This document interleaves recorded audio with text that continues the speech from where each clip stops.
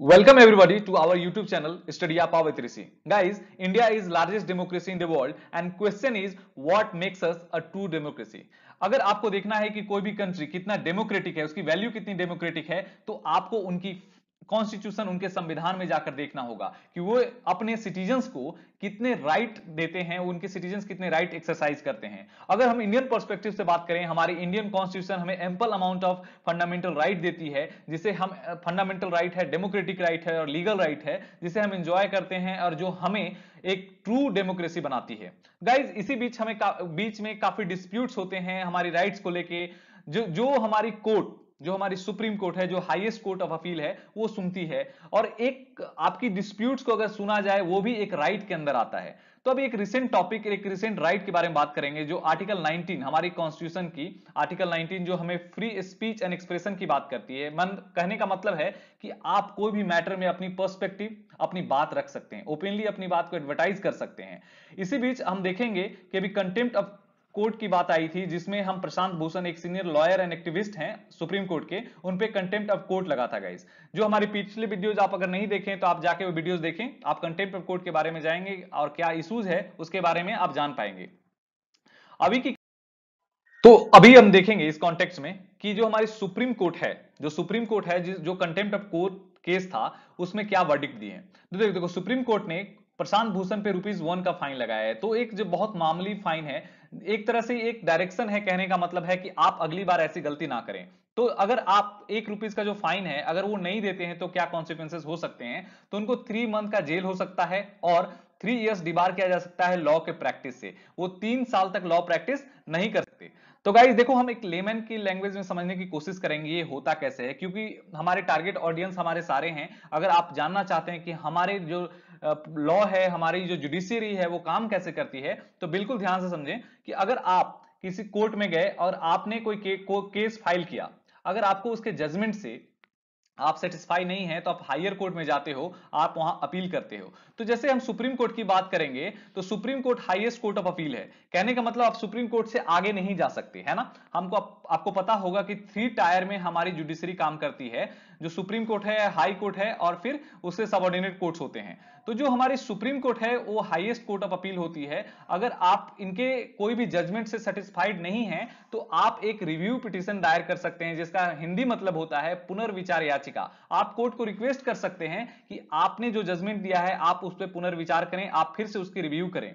तो देखो, ये होता कब है और कैसे होता है, इसके बारे में बात करेंगे। तो अभी प्रशांत भूषण ने वही किया, उन्होंने अग्री किया कि वो ₹1 का फाइन देंगे, लेकिन वो जजमेंट से खुश नहीं है, वो एक रिव्यू पिटीशन फाइल करेंगे, है ना। तो रिव्यू पिटीशन होता क्या है गाइस, उसके बारे में बात करेंगे और ये कब फाइल किया जा सकता है।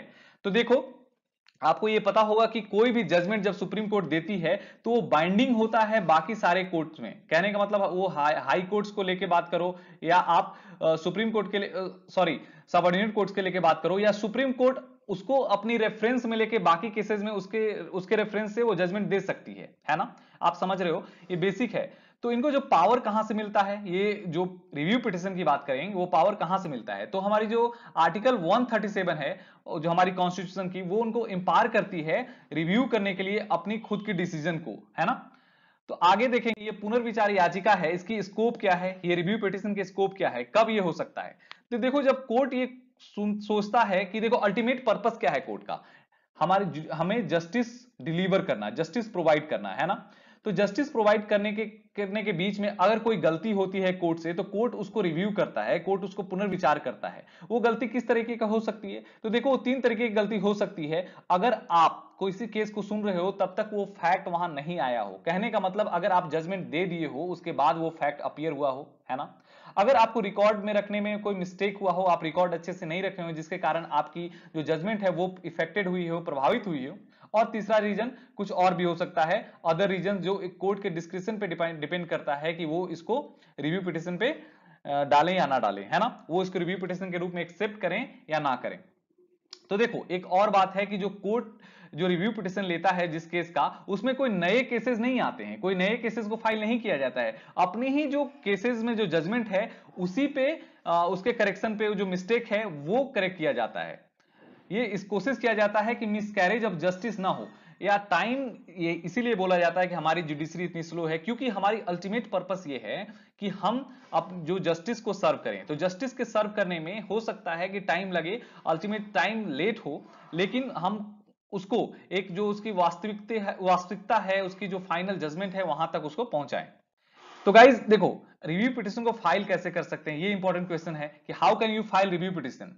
देखो, तो एक सिविल प्रोसीजर कोड के हिसाब से या रूल है जो सुप्रीम कोर्ट के हिसाब से, जो कोई भी आदमी, जो कोई भी person, if you are not happy with the judgment you can file और you can seek review petition. कहने का मतलब कि अगर जो पार्टी सीक किया है, जो पार्टी फाइल किया है केस, उसके अलावा कोई भी, अगर मान लो अभी बाबरी मस्जिद केस पे जो जजमेंट आया, अगर आप उससे खुश नहीं थे तो आप भी जाके फाइल कर सकते थे रिव्यू पिटीशन, है ना। लेकिन ये टोटली कोर्ट के डिस्क्रिप्शन पे, कोर्ट के विवेक पे डिपेंड करता है कि कोर्ट उसको रिव्यू पिटीशन के रूप में लेगा या ना लेगा, लेकिन ये आपकी राइट है कि आप रिव्यू पिटीशन फाइल कर सकते हैं। देखो, तो फाइल कब करना होता है, तो 30 डेज के अंदर आपको फाइल करना होता है कोई भी कोर्ट के अपने जजमेंट और ऑर्डर के हिसाब से। कहने का मतलब है अपनी जजमेंट और ऑर्डर को रिव्यू करता है हमारे सुप्रीम कोर्ट। तो देखो, जजमेंट क्या होता है ये तो आप जानते हो, जजमेंट होता है फाइनल डिसीजन। लेकिन ऑर्डर क्या होता है, ऑर्डर थोड़ा डिफरेंट है जजमेंट से। ऑर्डर होता है किसी भी पार्टी को सुप्रीम कोर्ट बोल सकता है कोई एक्ट करने के लिए, कोई उनको डायरेक्शन दे सकता है, वो ऑर्डर के रूप में आता है। लेकिन जजमेंट क्या होता है, फाइनल डिसीजन होता है किसी केस का, उसको जजमेंट बोलते हैं, है ना। देखो, जजमेंट को रिव्यू करने के लिए जो हमारे पास पावर है वो किसके पास है, सुप्रीम कोर्ट पास है। और सुप्रीम कोर्ट ही डिसाइड करता है, ये बात आप ध्यान में रखना, सुप्रीम कोर्ट ही अल्टीमेटली डिसाइड करता है कि कोई भी केस रिव्यू पिटिशन लायक है या नहीं है ना। तो गाइज, इसके प्रोसीजर्स क्या हैं, कोर्ट में कैसे फॉलो किए जाते हैं, कैसे ये प्रैक्टिस में आता है। तो देखो, इसमें ओरल आर्ग्यूमेंट्स नहीं होता है। जैसे आप जानते हो कि बाकी जो केसेस होते हैं उनके ओरल आर्ग्यूमेंट्स होते हैं। ओरल आर्ग्यूमेंट्स कहने का मतलब क्या है, उसकी बहस होती है, जो वकील होते हैं, जो पक्ष और विपक्ष दोनों वकील होते हैं, वो बहस करते हैं, अपनी फैक्ट्स रखते हैं और उसके बाद डिसीजन होता है। लेकिन जो इसमें जो हमें रिव्यू पिटिशन की बात करेंगे, पुनर्विचार याचिका की बात करेंगे, उस पे कोई भी ओरल आर्ग्यूमेंट्स नहीं होता। उस पे क्या होता है कि जजेज अपने चैम्बर में वो केसेस को देखते हैं, वो उसको थ्रू सर्कुलेशन के थ्रू देखते हैं अपने चैम्बर में बैठ के, है ना। लेकिन एक्सेप्शनल केसेस में ये अलाउ किया गया है कि ओरल हियरिंग हो, क्योंकि देखो, एक 2014 केसेस के बाद ये देखा जाने लगा, कोर्ट ने ऐसे डिसीजंस दिए कि अब से कोई भी जो पेनाल्टी होगी, डेथ पेनाल्टी होगी, उस पे ओरल हियरिंग होगा, जो 3 बेंच के जजेस सुनेंगे। कहने का मतलब क्या है कि हमारी जो डेथ पेनाल्टी है वो क्या है, हाईएस्ट पनिशमेंट है। हाईएस्ट पनिशमेंट कहने का मतलब है उसमें हमें रिव्यू करने की जरूरत है, जो हम पनिश कर रहे हैं, जो इस कल्प्रिट को हम पनिशमेंट दे रहे हैं, क्या हम उसके साथ न्याय कर रहे हैं। कहने का मतलब है क्या हमारी जो प्रोसेस है वो सही है, कहीं मिस्टेक तो नहीं है उस पे। इसके लिए कोर्ट ने ये बोला कि उसके लिए हम ओरल हियरिंग सुनेंगे, है ना। तो रिव्यू पिटिशन की बात करेंगे, तो रिव्यू पिटिशन कौन सुनता है, तो वही जजेस सुनते हैं जो पहले प्रीवियस जजमेंट दे रखे होते हैं। कहने का मतलब जो जजमेंट दिए, अगर आप खुश नहीं हो जजमेंट से तो आप रिव्यू पिटिशन फाइल करते हो, उसके बाद वही जज जिन्होंने जजमेंट दिया है वही सुनते हैं, वही उन्हीं कॉम्बिनेशन, वही सारे जजों का कॉम्बिनेशन होता है, उन्हीं लोग फिर से उसको जो रिव्यू पिटिशन को सुनते हैं। अगर मान लो कोई भी उसमें जज हैं जो रिटायर्ड हो गए या उस दिन एब्सेंट, कोई एब्सेंट हो सकते हैं, तब क्या होता है, तो उस टाइम हम नए जज को प्रमोट करते हैं या वहां पे लाते हैं, उनकी सीनियरिटी बेसिस पे उनको अपॉइंट करते हैं, है ना। ये हम आपको पता है। देखो, आगे बढ़ेंगे हम कि रिव्यू पिटिशन फेल हो जाता है तब क्या होगा। देखो, रिव्यू पिटिशन जब फेल होता है तो भी हमारे पास एक राइट है।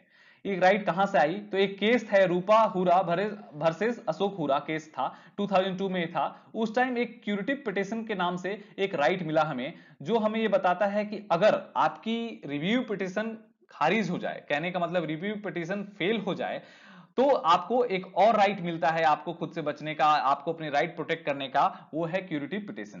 क्यूरेटिव पिटिशन का जो भी आप बात करोगे वो भी काफी नैरो स्कीम पे काम करता है। उसकी भी जो हियरिंग होती है वो क्लोज रूम में हियरिंग होती है, उसकी भी कोई ओरल हियरिंग नहीं होती है। ये भी कोर्ट डिसाइड करता है कि क्यूरेटिव पिटिशन किसको लेना है, किसको नहीं लेना है, वो कोर्ट डिसाइड करता है।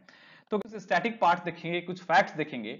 आप देखोगे कि रेगुलेटिंग एक्ट जो है हमारी 1773, उस टाइम हमारी सुप्रीम कोर्ट स्टैब्लिश हुई थी कलकत्ता में। उस टाइम 3 जजेस का बेंच था, 3 जजेस थे उस टाइम। एक जो चीफ जस्टिस थे, दूसरे उनके सबऑर्डिनेट जजेस थे, है ना। लेकिन इंडिपेंडेंस, आफ्टर इंडिपेंडेंस 26 जनवरी 1950 को हमारा सुप्रीम कोर्ट स्टैब्लिश हुआ, और जो इसकी पहली हियरिंग है वो 28 जनवरी 1950 को हुई, है ना। आप ये बात जानते हो कि कोई भी डिसीजन, कोई भी जजमेंट जो सुप्रीम कोर्ट का होता है वो बाइंडिंग होता है सारे कोर्ट्स पे।